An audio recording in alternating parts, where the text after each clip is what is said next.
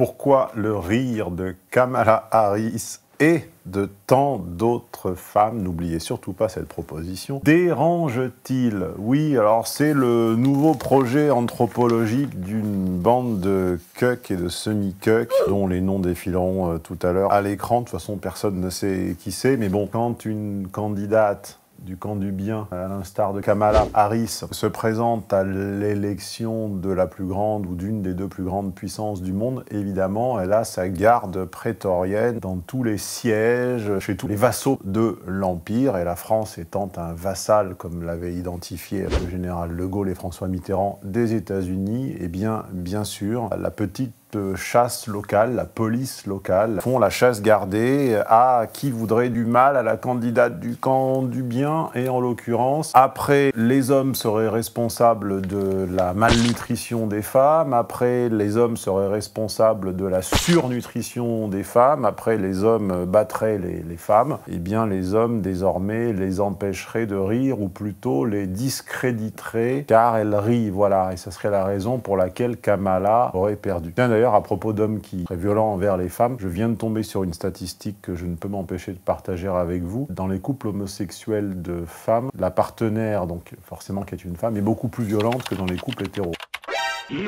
Nous nous priverons comme ça de parsemer les prochaines actualités d'éléments en contradiction avec évidemment ce que nous vend la doxa ambiante. Ça doit être ce qu'on appelle l'esprit de contradiction, l'esprit de défiance ou de discordance. J'en ai un petit peu assez que l'on m'oblige à penser au contraire de la réalité. La violence et la coercition ne sont pas des précarés masculins, ou en tout cas ce ne sont pas des précarés d'individus de genre masculin. Les femmes s'en font aussi l'objet, et c'est pour ça qu'on m'en veut tant, et que je ne fais pas partie de la petite clique des cucks. Franc, sonore et assumé, les éclats de rire de Kamala Harris ont résonné à maintes reprises devant plus de 67 millions de téléspectateurs lors du débat l'opposant à Donald Trump le 10 septembre dernier. Oui, alors cette année, je n'ai pas vidéoscopé les débats de Donald. Je n'aime pas trop m'appesantir sur un candidat parce qu'ensuite on va penser que j'y suis affilié, ou vous savez qu'il y a une règle informulée sur Internet qui est que quand on commente trop quelqu'un, c'est qu'on est un lover ou un hater. Et moi, comme je ne love ou ne hate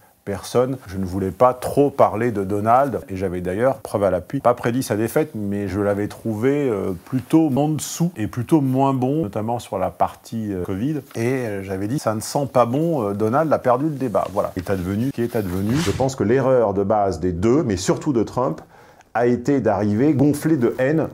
Et le problème, c'est que cette haine s'est vue trop tôt et trop vite. Peut-être revidéoscoperai-je, si je suis encore là, d'autres débats présidentiels, mais bon, n'exagérons rien. Un nouveau slogan a même fleuri dans les meetings démocrates, « Make America Love Again », ça c'est plutôt bien trouvé, il faut leur reconnaître. Faire de nouveau rire l'Amérique, pied de nez au credo trumpiste que vous connaissez, dont je vous épargne la lecture. Quand une opération de communication émane du camp du mal, elle est mesquine. Quand elle émane du camp du bien, évidemment, elle n'est pas mesquine. Quand Kamala feint de prendre au téléphone un sympathisant alors que son téléphone il est éteint, ou en mode avion, ou en mode photo, eh bien là par contre ça n'est pas mesquin, c'est pas de la manipulation. Par contre quand Trump se montre avec un pansement sur l'oreille ou met un gilet d'éboueur car ses sympathisants ont été traités de manière ordurière, eh bien là c'est mesquin, évidemment. Encore une fois, c'est la fable de La Fontaine, selon que vous serez blanc ou noir, les jugements de cour vous rendront coupable ou je sais plus quoi. À croire que les manœuvres mesquines entamées depuis des mois par celui qui la surnomme Laughing Kamala pour la disqualifier n'ont aucun effet sur la prétendante à la Maison Blanche, si ce n'est la faire rire de plus belle. Oui, alors ça, par contre, qui rira bien, rira le dernier. L'article est évidemment anté-élection. Nous avons vu qui a ri à la fin, et d'ailleurs, il faudrait demander à l'auteur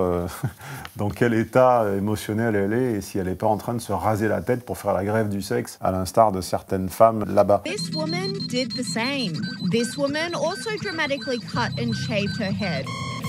You've got to take that, baby. Lors d'un rassemblement au Michigan en juillet, l'ancien président avait notamment lancé à ses soutiens, vous l'avez entendu rire, on peut déduire beaucoup de choses sur quelqu'un à son rire. Bah oui, je suis désolé, mais c'est vrai. Pas parce que c'est Trump qui le dit que c'est pas vrai. Et de la même manière, car je suis quelqu'un d'impartial et juste, ce n'est pas parce que c'est Trump qui le dit que c'est vrai non plus. Trump a énoncé un certain nombre de contre-vérités. Je l'ai entendu récemment d'ailleurs dans un entretien avec un journaliste étranger, je me demande même s'il n'était pas... Enfin, européen, je suis quasi sûr, peut-être même français, qui lui disait que l'Amérique était devenue un lieu peu sûr, et Trump avait répondu qu'ils étaient le plus sûr du monde, etc., avec soi-disant des papiers. Son assistante lui apportait des sources papier en direct. Ben non, c'est pas vrai. J'ai regardé, j'étais curieux, ce chiffre m'étonnait, j'ai vérifié par la suite, et l'Amérique, sur les 250 pays au monde, est à peu près au milieu, enfin quand je dis l'Amérique. Les États-Unis, avec une extrême disparité de la courbe de Gauss, est en moyenne au milieu, je crois 4 ou 5 ou 10 rangs au-dessus ou au-dessous de la France. Trump énonce également des contre-vérités aussi grosses que lui. Par contre, elles lui sont beaucoup plus reprochées que celles de la candidate du camp du bien. Et quant au fait qu'on puisse déduire des choses de quelqu'un à son rire, je suis désolé, mais c'est l'exacte vérité, puisque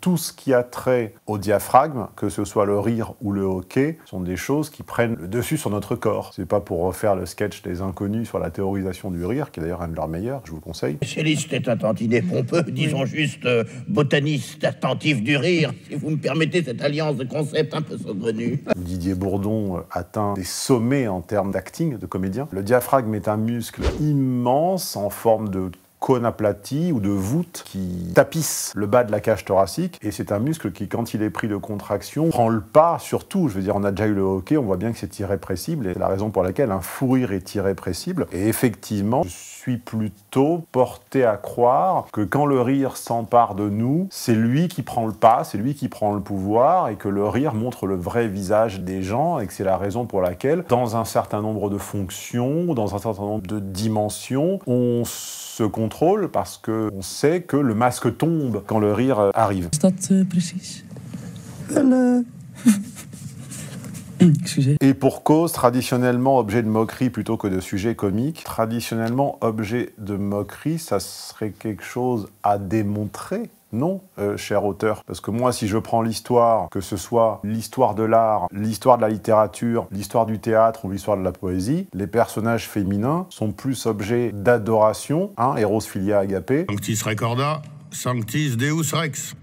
Ce qui veut dire Absolument rien. D'adoration érotique, d'adoration mystique ou d'adoration parentale avec l'image de la mère, que de moquerie. Trouvez-moi une pièce, il y en aura peut-être, mais qui ne me vient pas spontanément à l'esprit, combien de pièces ou dans combien d'œuvres d'art la femme est l'objet en tant que femme et non pas en tant qu'individu. Ça, c'est un biais sur lequel on reviendra juste après, car c'est toujours la faille logique, l'argument casuistique du soi-disant camp du bien, c'est toujours d'assimiler une femme à toutes les femmes alors qu'un homme n'est jamais tous les hommes. Trouvez-moi une pièce, disais-je, un livre, un opéra, un tableau ou quoi que ce soit de n'importe quel pan de l'histoire où une femme soit l'objet de moquerie en tant que femme. Le seul lieu en ce moment où elles sont l'objet de coercition en tant que femme, c'est dans le cadre d'une religion qu'en plus vous voulez nous importer. Donc c'est un petit peu fort de café, lapidation et compagnie.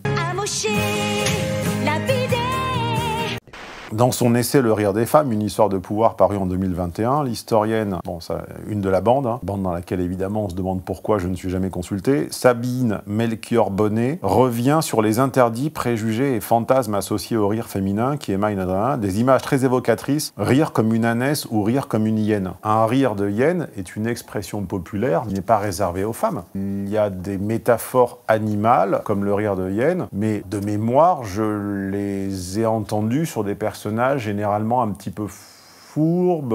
En théâtre, on appelle ça des basiles, comme ça, des personnages, je sais plus dans quelle pièce ce personnage s'appelait Basile, qui était une sorte de philinte, comme ça, couleur de muraille, conseiller de l'ombre, caméléon. Le profil de vautour, le rire de hyène, ça n'est pas réservé exclusivement aux femmes, pour quelqu'un qui a une culture générale non seulement satisfaisante, mais également un petit peu large, agenrée, enfin qui ne regarde pas que les choses par l'angle du genre. Ce sont des expressions qu'on a entendues sur tout le monde. Par contre, si tu prétends qu'elles sont exclusives, à savoir qu'elles sont réservées aux femmes, tu dois le démontrer, Sabine. Tu énonces des généralités et en plus, tu ne les adoses pas à des preuves. Ces images très évocatrices ont servi à dire la bêtise, l'indécence et la sauvagerie qui planent sur le rire des femmes, avance-t-elle? Moi, si tu avances sans preuve, Sabine, je recule, tu vois. Cancel, je vous le promettais, cancel, il y a eu. Et oui, Black Friday 2024, chez tonton Stéphane tout du moins, ça n'a pas existé. Hop, ça dégage. Halloween, le mois précédent, non plus, les contenus payants, enfin en tout cas les séminaires n'ont pas été concernés. Et rappelez-vous, dans 6 mois, pas d'anniversaire, le site a 18 ans, il est majeur, on arrête. La prochaine opportunité de s'emparer de mon contenu payant à prix cassé, Ça s'appelle Noël 2024 et ce sera la seule avant un an, quoi, avant Noël 2025. Alors si j'étais vous, je sais ce que je ferais. Moi je dis ça et je dis rien. Date, montant de la remise et détails à venir très prochainement sur la chaîne, enfin plutôt sur les chaînes, la chaîne que vous connaissez, Vidéoscopie, et également la chaîne Études de cas à laquelle je vous suggère de vous abonner si ça n'était pas encore fait. Oh, Messire, un sarrasin! À partir de là, prévaut la dissimulation. Au spectacle, des loges leur sont réservées, d'où elles pourront rire impunément en cachant leur visage derrière un masque ou un éventail. Alors ça, je veux bien. D'abord, tu dois illustrer ton propos d'exemple, et j'imagine que tes propos devaient contenir initialement des photos, là ce sont des propos rapportés, ou à défaut de propos, d'autres preuves. Et puis également, là c'est pas l'historien mais le sociologue qui te parle, il faut savoir que le théâtre et l'opéra, notamment à partir du milieu du 19e et de la création de l'opéra Garnier, dessiné par l'éponyme Garnier, sont des lieux de cours et où on fait société. Le théâtre, le spectacle vivant en général, les Folies Bergères, le Moulin Rouge, etc., sont des lieux où les bourgeois asseyent une certaine présence aux affaires, une présence de notables, par des loges que l'on loue à l'année, dans lesquelles on vient se faire voir en bonne compagnie ou en compagnie temporaire, et c'est un lieu de cours et de séduction. La plupart des rencontres, quand on lit tout ce qui se rapporte au demi-monde et à la Belle Époque, énormément des rencontres entre des messieurs joufflus, des danseuses, des épouses, des courtisanes, etc., ont lieu dans ces endroits où ils se font présenter justement les jeunes femmes et où celles en quête d'hypergamie, eh bien, dans leur plus jolie parure, venaient se montrer, etc. Et effectivement, comme c'est un jeu de scène où l'on incarne un personnage, la dernière chose dont on a envie, c'est que le persona tombe, et donc, effectivement, on évite, quand on est à la recherche d'un gros morceau, de s'esclaffer à plein poumon, car effectivement, ce n'est pas féminin. On peut tenter de réécrire les règles de l'attirance et de la séduction et de prétendre, on peut aussi inverser la gravité et le cours des fleuves, mais tant que ça n'est pas fait, les hommes seront toujours plus attirés par une femme dont on ne voit pas les gencives quand elle s'esclaffe que le contraire. Voilà. Il y a un invariant naturel qu'il est bon parfois de ne pas toujours chercher à déconstruire. Alors, et l'oubli des convenances sociales. C'est vrai et c'est faux. On remarque par exemple, et d'innombrables documentaires l'ont fait remarquer, que dans des sociétés très codifiées socialement, le rire a un ordre et une préséance. Au Japon par exemple, dans les fameuses réunions informelles professionnelles, quand ils consomment du saké avec leurs employés, leurs collaborateurs, leurs patrons, etc., on voit que le rire descend, le patron fait une blague, le N-1 s'autorise à rire, et seulement à ce moment-là le N-2, etc. Donc prétendre que parce que quelque chose est drôle, on oublie les règles, c'est quand même, à mon avis, pas digne d'être prof d'anthropologie, ou alors tout le monde peut être prof d'anthropologie, ce qui, à mon avis, pas très loin de la réalité. Si le rire est érigé en repoussoir, c'est qu'il met en péril 3 piliers essentiels de la condition féminine. Analyse ma confrère, la sociologue Laure... Enfin, confrère, je m'en fous, mais retirez-moi mon titre, j'en ai rien à foutre de ce titre. Il m'a jamais rien rapporté que des emmerdes, ce titre de sociologue. Donc vous voulez me l'enlever, je vous le donne. Voilà, il est en solde. Ça ne vaut rien, de toute façon. Enquête sur la plus socialisée de toutes nos émotions. Le rire menacerait la beauté car il distend les traits du visage. Bah oui, c'est vrai, puisque universellement, la beauté, c'est la symétrie. Il n'y a pas de figure de la beauté, que ce soit divine ou terrestre, dont les traits soient asymétriques dans aucune culture. Et donc effectivement, quand on rit, on s'éloigne de cet archétype. Mais enfin ça, c'est enfoncer des portes ouvertes, Sandrine. Laure, pardon. La bienséance, car il joue irrévérencieusement avec les codes sociaux. Non, au contraire. Les personnages de cour, les personnages qui sont insérés dans un tissu oligarchique sont ceux qui savent là où se trouve la ligne verte ou la ligne rouge. Ils jouent irrévérencieusement, mais cette irrévérence est en elle déjà grandement codifiée, elle n'est pas sotte. Il y a des lieux où il convient de ne pas rire, et en l'occurrence, un débat présidentiel, c'est le cas. Ni de rire, ni de s'énerver comme Ségaud. Je ne me calmerai pas. Je ne me calmerai pas. Pour être président de la République, il faut être calme. Bon, encore une fois que malheureusement, certains clichés ont la vie dure parce que ce ne sont tout simplement pas des préjugés, mais des postes jugés. Il y a des endroits, il y a des cadres dans lesquels on ne peut ni s'esclaffer ni être en colère. Et que font les candidates à la présidence quand elles arrivent au niveau final, comme un jeu vidéo, quand on est au boss final? Soit elles s'énervent et elles font des crises à la Ségolène, soit elles s'esclavent de rire, ou alors elles ont des trous de mémoire ou des plafonds d'intelligence comme Marine. Et après on s'étonne qu'elles n'arrivent pas aux responsabilités. Bon, ben effectivement, il y a un moment, la lumière crue éclaire les limites personnelles. Ils sont là, ils sont dans les campagnes, dans les villes.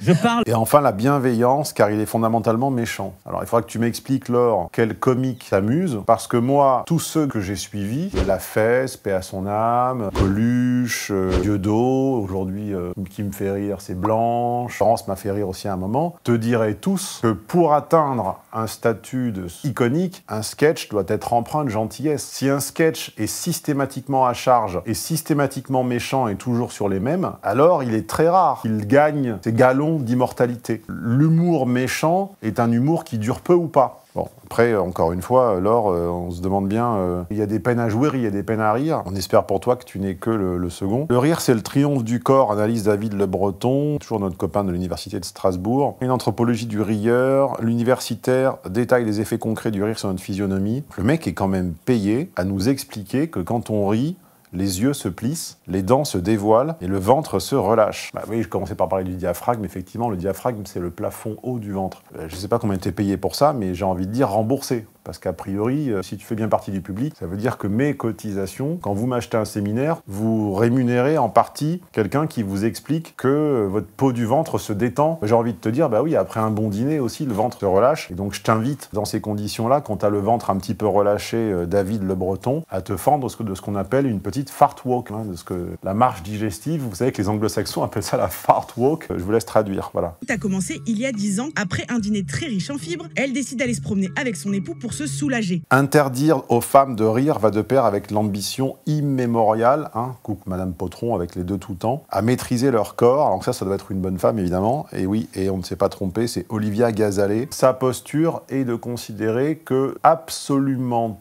tout phénomène social est indirectement une tentative des hommes de circonvenir le corps des femmes. Donc au moins c'est bien, c'est pas la peine d'acheter ces bouquins, vous connaissez directement la conclusion. Comme en témoignent entre autres les propos de Donald Trump, les femmes qui rient sont soit des folles, désordre de l'esprit, soit des prostituées. C'est marrant, j'aurais aimé que l'on me trouvât la citation de Donald Trump disant que les femmes qui rient sont des folles ou des prostituées. J'offre 1 000 €, comptant. Pardon ?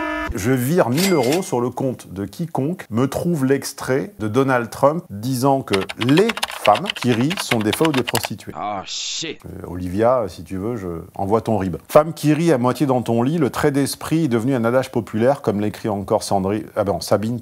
Une bouche qui rit promet un corps qui s'ouvre. Rire, c'est déjà consentir. Je vous ai déjà expliqué, les filles, d'essayer d'apprendre un petit peu de logique dans la vie, ça pourra vous servir, et de ne pas soumettre les gens à votre double injonction universelle. Soit vous voulez entrer corps et âme dans la logique du consentement, et alors il faut apprendre aux hommes lourds, aux hommes binaires, aux hommes bourrins, car il y en a, les marqueurs du consentement. Il ne faut pas interdire à ceux qui les leur apprendraient de les leur transmettre. Car oui, le rire est un signe d'intérêt, à l'instar de la consommation d'alcool et autres. Quand on n'a absolument aucun dessein de prolonger un échange avec quelqu'un, on se retient de consommer quoi que ce soit qui altère notre niveau de conscience, on ne rit pas à ses blagues, on ne relance pas dans les blancs, on ne pose pas de questions personnelles et on ne l'effleure pas. Ce sont les 5 marqueurs de base que je ne cesse de professer depuis 20 ans, mais vous empêchez les gens comme moi de les expliquer, tout en nous disant que les hommes ne comprennent pas le consentement. Alors s'ils ne comprennent pas, il ne faut pas empêcher aux gens qui leur expliquent de faire leur travail, première chose. Secondo, une bouche qui rit est la promesse d'un corps qui s'ouvre. C'est une symbolique dont je trouve que c'est à la limite du malsain. On pourrait également dire que quelqu'un qui sent bon, il vous pénètre par la narine, puisque ces effluves, il faut bien qu'elles rentrent par quelque part. Mais sauf que on voit bien qu'on est aux confins du dégueulasse. Enfin, c'est pas mon image. Après, on va me dire, il raconte... c'est pas moi. Je ne fais que lire la crème de la crème des sciences humaines françaises, là. Sabine, Laure, David, Olivia et Alain. Voilà. Donc symboliquement, quand on a les pensées mal placées, on peut toujours tout ramener à une question de pénétration, Olivia, hein, ou Sabine, ou Laure. Même une odeur, même n'importe quoi. Hein. C'est qu'à la fin, on pourra même être violé par le parfum de quelqu'un. Moi, à l'époque où je prenais le RER A le matin pour aller à la Défense, je peux vous dire que j'ai été violé un certain nombre de fois par les déodorants des gens, notamment des hommes. Il faudra attendre le XXe siècle pour que les femmes s'émancipent de cet interdit et commencent à être considérées comme de possibles sujets du rire. On imagine que ces sujets par opposition à objet, non seulement elles rient, elles s'arrogent le droit de faire rire. Donc ça, c'est la fameuse thèse que j'ai exposée dans ma vidéo sur le frigo. Et qu'elle va me parler de Boostify. Et je crois même de tété pour les fins gourmets. On leur interdisait de manger, elles devaient le faire en cachette. Donc là, on imagine qu'interdite de devenir humoriste, les femmes ont mis en place des fight clubs du rire, c'est-à-dire des battles clandestins dans lesquels elles montent sur scène. Et puis on imagine que le niveau des battles devait un petit peu ressembler à la danse des Jeux Olympiques, là, comment ça s'appelle le Smurf. Enfin bref, on montrera en post-production. Alors ça paraissait impensable il y a moins de 50 ans. Dans la construction culturelle du rire aussi bien enracinée, on ne peut pas être à la fois drôle et féminine, drôle et désirable. Bah c'est pas qu'on peut pas l'être, c'est qu'on attend toujours quelqu'un qu'il soit. Moi, j'adore l'humoriste la plus drôle de France en ce moment, c'est Blanche. Bon, bah Blanche avoue elle-même qu'elle est en délicatesse avec son physique, son pouvoir de séduction et sa sexualité. Mais comme elle est plus intelligente, plus fine, plus profonde, elle le fait de manière moins crue, plus indirecte, avec plus d'autodérision que ne le font ses congénères. Enfin, il suffira de montrer un panel de comiques femmes, et puis à côté un panel d'influenceuses et de mannequins. On voit bien que ce sont trois catégories différentes. Encore une fois, je ne juge pas. Je ne dis pas que les mannequins seraient plus d'une pertinence, d'une importance supérieure. Je dis juste que, objectivement, c'est vrai, il y a des hommes beaux et drôles, pas beaucoup de femmes belles et drôles. Bon, moi j'attends, hein, je serai preneur. Hein. Vous n'imaginez pas le nombre de commentaires d'auditeurs me sommant de baisser le son ou taxant ce rire d'insupportable, décrivait la comédienne Juliette Arnaud. Alors comme je ne la connais pas, je propose que nous mettions en post-production son rire et que vous décrétiez en commentaire si son rire est plaisant ou pas. Et puis je sais pas pourquoi, mais même sans la connaître, j'ai une petite idée de son timbre, déjà à l'avance. On fume beaucoup de clopes. Les pratiques médiatiques ces dernières années ont contribué à faire évoluer la visibilité du rire, qui était auparavant une affaire de classe. Un fossé séparait ainsi les lavandières, soubrettes et autres femmes des milieux populaires, libres de laisser jaillir le rire sans règle. Mais ça, c'est pas réservé aux femmes. Enfin, il suffit de connaître le théâtre classique et de regarder la scène des paysans dans Don Juan, quand Don Juan et Sganarelle s'échouent et où ils sont aperçus par un couple de paysans. Les deux sont tournés en dérision par Molière. Pas plus l'homme que la femme. On essaiera de l'illustrer pour ceux qui ont oublié leur cours de lycée. Pour point de petite brassière qui l'ont le monton point jusqu'au brisé, et en lieu de rabat. Cette étanchéité sociale a disparu, le rire tend même désormais à remplacer le faire rire. Donc ça, c'est vraiment de l'argutie casuistique sociologique. Ouais, c'est pas faux. Là, les sociologues ou les historiens rappellent vraiment pourquoi ils ne sont nulle part dans le débat. Le rire tend à remplacer le faire rire. D'abord, je trouve que les gens rient moins. Au sommet de la chaîne animale, il y a celui qui fait rire. Et il est très rarement vu ou perçu en train de s'esclaffer lui-même. Pensez aux gens qui vous font « Ah bah j'ai oublié Pierrot, évidemment c'est le plus grand. Pierrot, si tu nous écoutes, tu me fais un honneur de là-haut. » On ne connaît quasiment pas leur rire à eux. Et oui, rire, c'est déjà généralement un rôle subalterne. Sur un plateau de chroniqueurs, il y a des gens dont la présence est presque simplement justifiée parce que leur rire entraîne les autres. Et ce sont souvent des femmes. Rappelez-vous, pour ceux qui ont grandi avec Arthur et les Pirates, Jade servait à quoi? À entraîner le rire des autres. Elle est sur RTL maintenant. Pour ceux qui ont grandi avec Ruquier, comment s'appelait la grosse, la copine de... Pardon, la body positive, la copine de Gassio, là. Bon, elle était rarement drôle. Son rire servait à répercuter, à prolonger l'humour de Kersozon, de Bénichou, etc. Donc d'abord, le rieur est l'obligé, le valet de celui qui est vraiment drôle, dans un premier temps, et surtout... Aujourd'hui, même en essayant de lui redonner ses lettres de noblesse, je remarque, à l'instar de ce que disait Lucchini il y a peu de temps, j'espère le retrouver au montage, que finalement, les gens organisent beaucoup de fêtes, mais où ils y rient très peu. Donc vraiment, je m'inscris en faux, en intégralité avec la phrase. Non seulement les rires sincères sont de plus en plus rares, on voit beaucoup de gens créer les conditions de la fête, mais tirer la gueule en permanence, et qui plus est, les rieurs sont tout en bas de la chaîne alimentaire. En haut, on a ceux qui savent déclencher un rire et l'arrêter, parce qu'ils savent, comme ça, altérer des émotions visuelles. Il n'y a rien de plus puissant qu'être capable de faire passer du rire aux larmes, par exemple. Les gens passent leur temps à faire la fête, mais on voit peu de gens rire. C'est une chose étonnante. Tout le monde déconne, mais rire. Rire.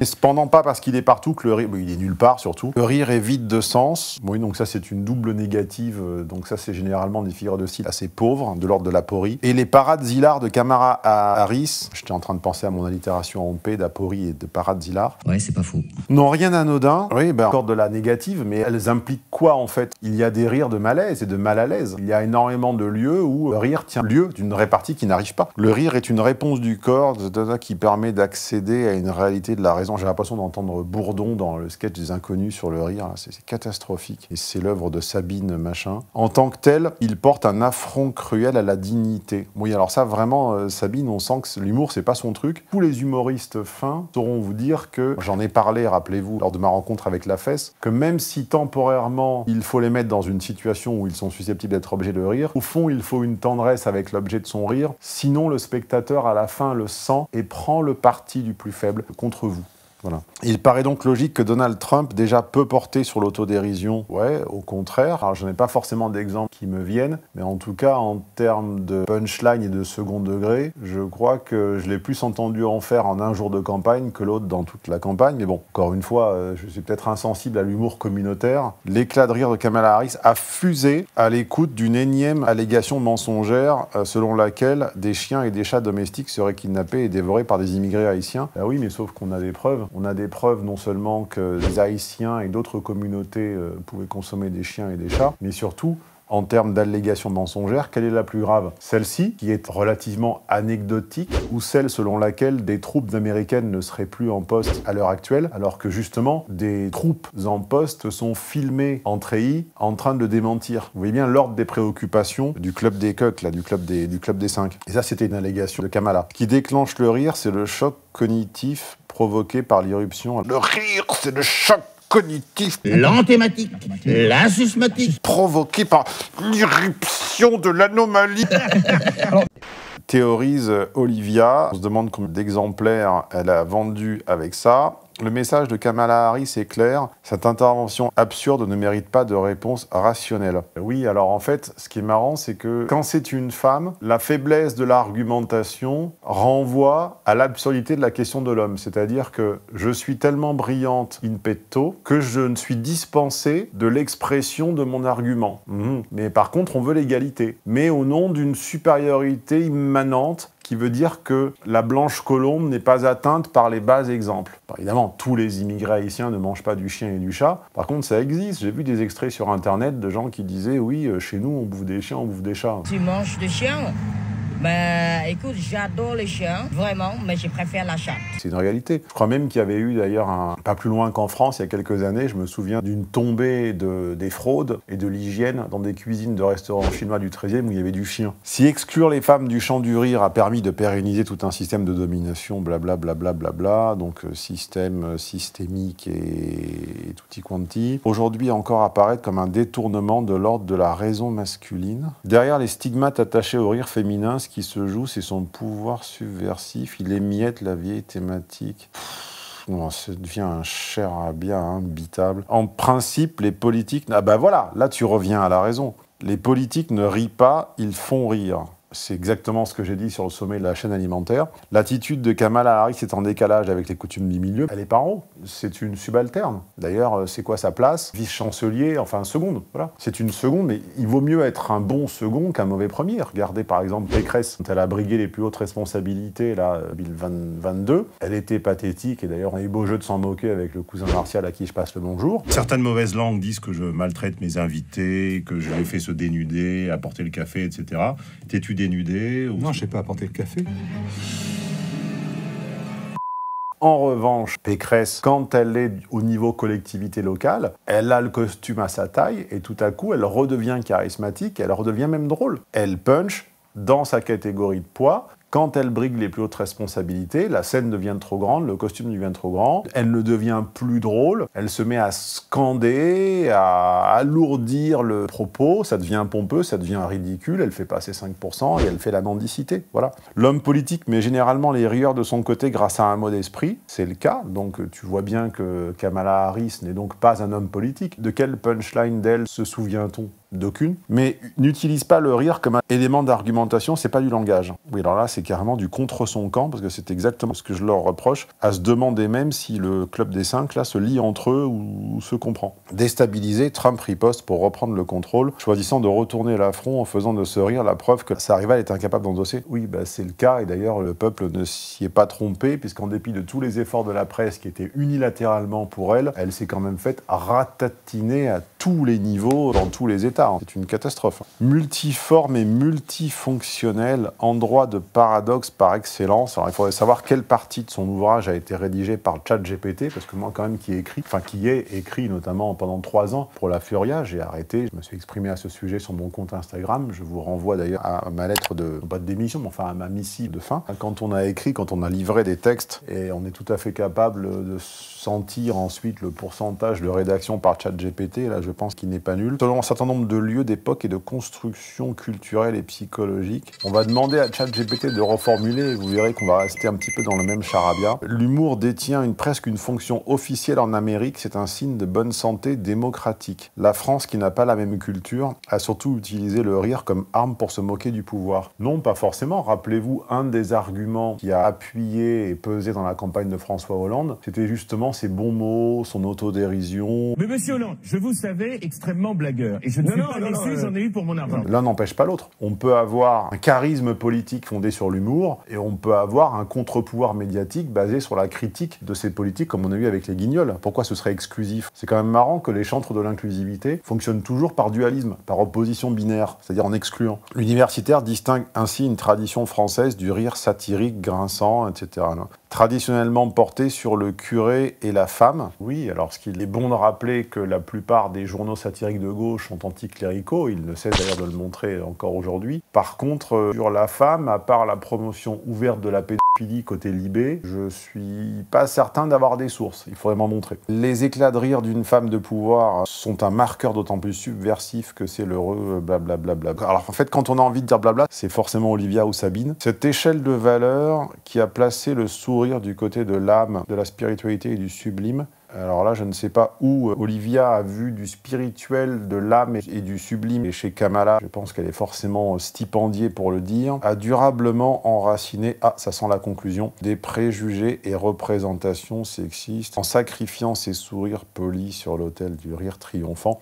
Elle a choisi son camp. Eh ben moi, je vais vous dire quel camp a choisi Kamala Harris. Alors, j'ai beau jeu de le faire parce que nous sommes post-élection. Elle a choisi le camp de la loose. Voilà, le camp de la défaite et le camp de la disparition. Et je vous parie que, à l'instar d'Hillary, mais même encore plus, nous n'en entendrons plus jamais parler. Alors voilà, petit conseil aux hommes et aux femmes politiques qui brigueraient les plus hautes responsabilités, répondez à une punchline en vous esclaffant et mimez des accents de communauté dont vous êtes censé cueillir les voix et vous avez toutes les chances de passer aux oubliettes de la poubelle de l'histoire, à l'instar de Kamala, mais comptez sur Sabine, Laure, David et les autres pour vous dresser des louanges post-mortem, du moins tant qu'ils seront payés pour cela, parce que je pense que leur éthique est susceptible de se retourner rapidement le jour où